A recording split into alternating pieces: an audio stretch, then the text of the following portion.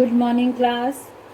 बेटा आज हम पढ़ेंगे अनुच्छेद लेखन, ग्रामर का पोर्शन। कल हमने एक पार्ट ग्रामर का ख़त्म किया था, हिंदी विकास की विधाएं और निबंध का विकास काल, ये मैंने आपको एक्सप्लेन किया था। आज हम पढ़ेंगे अनुच्छेद लेखन। अनुच्छेद आपको क्या है, मैं थोड़ा सा ऐसे सिंपल लैंग्वेज में समझा रही हूँ। अनुच्छेद का मतलब होता है किसी भी टॉपिक को या किसी एक विषय को सरल रूप में और संक्षिप्त रूप में समझाना, वो होता है अनुच्छेद। जैसे आप शॉर्ट नोट वगैरह इंग्लिश में लिखते हैं, टॉपिक कोई भी आता है और उसको आपको एक्सप्लेन करना होता है कम शब्दों में, तो वो होता है आपका शॉर्ट नोट। और उसी प्रकार से हिंदी में होता है अनुच्छेद। मतलब अनुच्छेद लेखन एक अभिव्यक्ति है जिसमें व्यक्ति अपने भावों और विचारों को सुगठित रूप में सुंदर रूप से प्रस्तुत करता है। अनुच्छेद लेखन निबंध लेखन से सर्वथा, निबंध हम लिखते हैं, निबंध में पॉइंट्स होते हैं और पूरा किसी भी टॉपिक के कारण, उसका निवारण, उसके लाभ हानि सब बताना पड़ता है। और अनुच्छेद को बहुत कम शब्दों में क्लियर, एक बार में समझ में आने वाला, लेकिन जो लिखने वाला है वो अपने फीलिंग्स के साथ भावों को शेयर करते हुए, भावों की अभिव्यक्ति करते हुए उस टॉपिक को एक्सप्लेन करता है।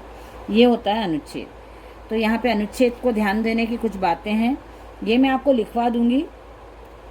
अनुच्छेद जैसे कोई भी टॉपिक रहता, कोई भी एक आपको विषय दे दिया, जैसे आपका शहर। सबसे पहले तो अनुच्छेद लिखने के लिए बहुत ज़रूरी कि आपको रीडिंग आना चाहिए। इसलिए मैं आपकी हर क्लास में आपको बोलती हूँ कि आप रीडिंग की आदत डालो, रीडिंग की प्रैक्टिस करो, क्योंकि यदि आप रीडिंग कर सकते हो तो आपकी वोकेबलरी बहुत अच्छी हो जाती है, आपको बहुत सारे शब्दों का ज्ञान हो जाता है, बहुत सारे शब्दों के अर्थ पता चलते हैं रीडिंग करने से। इंग्लिश और हिंदी की रीडिंग आपके लिए बहुत ज़रूरी है। यदि हिंदी में आपको नॉलेज बढ़ाना है तो आपको रीडिंग, ये ज़रूरी नहीं कि आप पूरा डेली बुक्स खोलो अपने कोर्स की और डेली पढ़ते रहो, लेकिन हाँ ये ज़रूरी है कि आपको न्यूज़पेपर पढ़ना चाहिए, आपको कॉमिक्स पढ़ो, आप अपने ब्रदर सिस्टर की बुक्स रहती हैं हिंदी की, उनको आप रीड करो। जितना ज़्यादा आप हिंदी रीडिंग, ज़्यादा मीन्स एक दिन में 2 घंटे नहीं, लेकिन आपको कम से कम एक दिन में 10-15 मिनट हिंदी की रीडिंग लगाना ही ज़रूरी है। आप इंग्लिश तो लगाते ही हो गए रीडिंग, क्योंकि आपके सारे सब्जेक्ट इंग्लिश में होते हैं, तो आपको इंग्लिश रीडिंग इज़ मस्ट, ज़रूरी है। यदि आप रीड नहीं करोगे तो आप कुछ भी चीज़ को समझ नहीं पाओगे। अनुच्छेद लिखने के लिए सबसे पहले ज़रूरी है कि हमारी रीडिंग बहुत अच्छी हो। यदि आप रीड कर पाते हो तो आप समझ भी सकते हो, लिख भी सकते हो और सामने वाले को समझा भी सकते हो। आपके विचार, आपके पढ़ने से आपकी बुद्धि का विकास होता है। यदि आप पढ़ते हो तो आपको बहुत नॉलेज बढ़ता है, आप हर विषय को समझा सकते हो, हर विषय का नॉलेज ले सकते हो, बहुत सारा शब्द भंडार हो जाता है आपके पास, बहुत सारे शब्दों के अर्थ आपको पता होते हैं, तो आपको लिखना, अनुच्छेद लिखना सब बहुत इजी हो जाएगा। जैसे आपको टॉपिक मिला है, सबसे पहले जब छोटी क्लासेस में रहते हैं तो ऐसे टॉपिक दिए जाते हैं जिनसे आप बहुत ज़्यादा रिलेट करते हो, या बहुत ज़्यादा आप उस टॉपिक को जल्दी समझ सकते हो। जैसे हमारा परिवार, आपका परिवार, मेरी दादी माँ, मेरी माँ, या मेरा विद्यालय, मेरे मित्र, ये ऐसे टॉपिक्स होते हैं जिनके ऊपर आपको लिखना होता है। अनुच्छेद बहुत बड़ा नहीं होता है, 8 से 10 लाइन का अनुच्छेद लिखा जाता है और धीरे धीरे ये बड़ी क्लास में आते आते हाफ पेज तक का अनुच्छेद आपको लिखना होता है, लेकिन उस अनुच्छेद में आपको उस विषय के बारे में पूरी जानकारी देना होता है। तो ये अनुच्छेद लेखन मैं आपको लिखवा भी दूंगी, जैसे स्टार्टिंग कैसे करना है, और आपको टॉपिक दे दूंगी, वो आपको होमवर्क में करना है। लेकिन अनुच्छेद लिखने के लिए मैं अभी भी आपको बोल रही हूँ कि रीडिंग कहीं से देख के, कहीं से उतार के अनुच्छेद लिखना तो हमारा नॉलेज नहीं बढ़ाता है। आप लिख सकते हो, कहीं से भी देख के उतार लेते हो, गूगल कर लेते हो, किसी फ्रेंड ने लिखा, आपके ब्रदर सिस्टर ने लिखा है तो आप उसको उतार देते हो, लेकिन उससे आपका नॉलेज नहीं बढ़ेगा। कोई टॉपिक ऐसे रहते हैं कि जो आपको अपने विचार, जैसे आपको दिया मेरा शहर, तो आपको आपके शहर के बारे में जानकारी होनी चाहिए। आपका शहर कौन सा है, उस शहर का नाम क्यों ऐसा है, वहाँ उस शहर की क्या क्या विशेषताएं हैं। और दूसरी बात, आपको विषय समझ में आना चाहिए। मध्य प्रदेश की राजधानी भोपाल, यदि ये विषय है तो आपको मध्य प्रदेश की राजधानी भोपाल क्यों है, भोपाल में ऐसा क्या है, भोपाल को ही राजधानी क्यों बनाया, ये सब पॉइंट्स आपको क्लियर करना पड़ेंगे। अब जैसे एक टॉपिक आता है मित्रता, तो मित्रता में बहुत सारे बच्चे क्या लिख देते हैं, अपने फ्रेंड्स के बारे में लिख देते हैं कि मेरे फ्रेंड का नाम ये है, हम लोग इस कक्षा में साथ में, इस कक्षा इतने सालों से साथ में पढ़ रहे हैं, हम साथ में स्कूल जाते हैं, हम एक ही बेंच पे बैठते हैं, हम लंच साथ साथ करते हैं। तो ये ऐसा, मित्रता को ऐसा एक्सप्लेन नहीं करना है। मित्रता एक भावना है, दोस्ती, मित्रता का मतलब दोस्ती।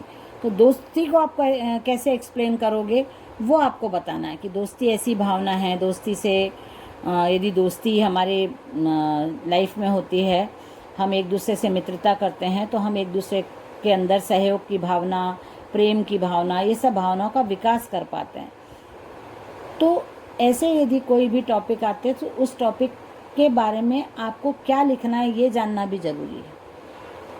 मेरे पिताजी, तो आपको पिताजी का नाम लिखना है, पिताजी क्या करते हैं ये लिखना है, प्लस ये भी बताना कि आपके पिताजी का स्वभाव कैसा है, आपके पिताजी आपके लिए क्या हैं। मेरे शिक्षक, यदि ये टॉपिक आता है तो आपको अपने टीचर के बारे में लिखना है। तो आपको टीचर के बारे में सारी जानकारी होनी चाहिए, तभी आप टीचर को यदि जानते हो तभी आप लिख सकते हो। किसी से पूछ के आप टीचर के बारे में लिख दोगे तो ये आप अपने आप लिखने के लिए तैयार नहीं हो रहे हो ना। अनुच्छेद लेखन वो काम करता है कि आपके यदि मन में जो विचार हैं उस टॉपिक को लेके वो आप खुद लिख पाओ। हम जब छोटे थे तो हमको कुछ भी ऐसे टॉपिक्स आते थे, क्योंकि हमारे को मतलब हम जब पढ़ते थे तो हमको रीडिंग बहुत मस्ट थी, मतलब रीडिंग हमको आना ही चाहिए, चाहे वो सोशल हो, साइंस हो, जनरल नॉलेज हो, इंग्लिश हो, हिंदी हो, संस्कृत हो, सभी हमको पढ़ना पड़ता था। पूरा पूरा पाठ हमको रीड करना बहुत ज़रूरी, बहुत आवश्यक था हमारे लिए, क्योंकि हम यदि पाठ पढ़ते थे तो इसीलिए हमारे यहाँ ऐसे बोर्ड पे क्वेश्चन आंसर लिखवाना ये सब अलाउ नहीं था। हमको खुद अपने आंसर्स फाइंड आउट करने होते थे और फिर उसमें करेक्शन हमारे टीचर करते थे कि आपने यदि 8 लाइन का आंसर फाइंड आउट किया है तो हम उसको 4 लाइन में कैसे करें, ये सब चीज़ें हमको हमारे टीचर हेल्प करते थे। लेकिन हमको रीडिंग बहुत ज़रूरी थी, तो रीड करने, जैसे हमको टॉपिक आता था कुर्सी पे लिखो, या गांधी जी की लाठी, गांधी जी के 3 बंदर, या भारत में त्योहारों का महत्व, ये सैनिक के ऊपर लिखो, समुद्र का पानी। अब समुद्र का पानी खारा होता है, पानी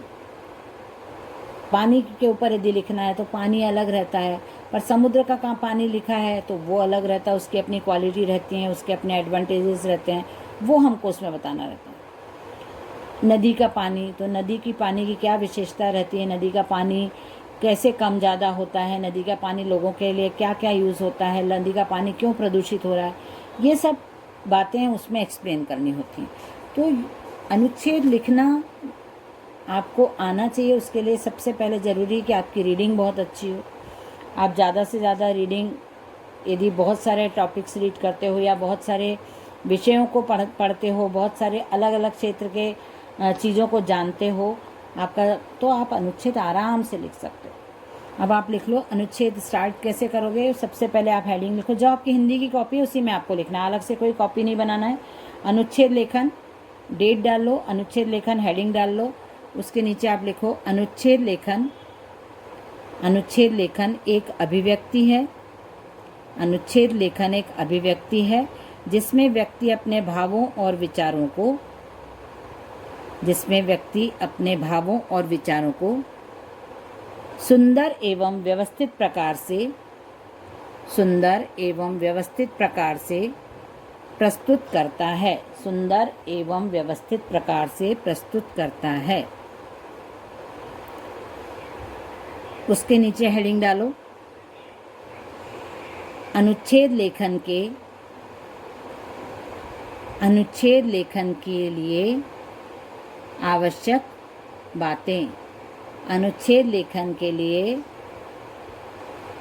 आवश्यक बातें डैश करके नंबर 1 डालिए। पॉइंट नंबर 1 है अनुच्छेद लेखन की शब्द सीमा निश्चित होनी चाहिए। अनुच्छेद लेखन की शब्द सीमा निश्चित होनी चाहिए।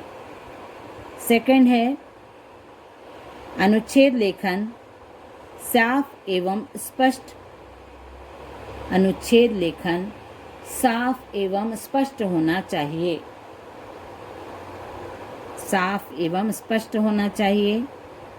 तीसरा है वाक्य छोटे एवं तीसरा पॉइंट है वाक्य छोटे एवं अर्थपूर्ण होने चाहिए।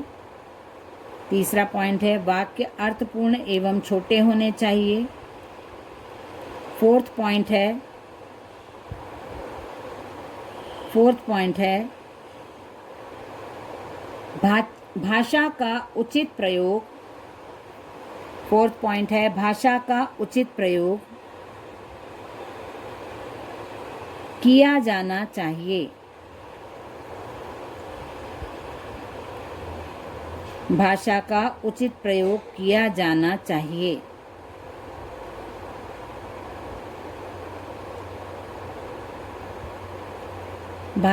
फिफ्थ पॉइंट है अनुच्छेद में अनुच्छेद में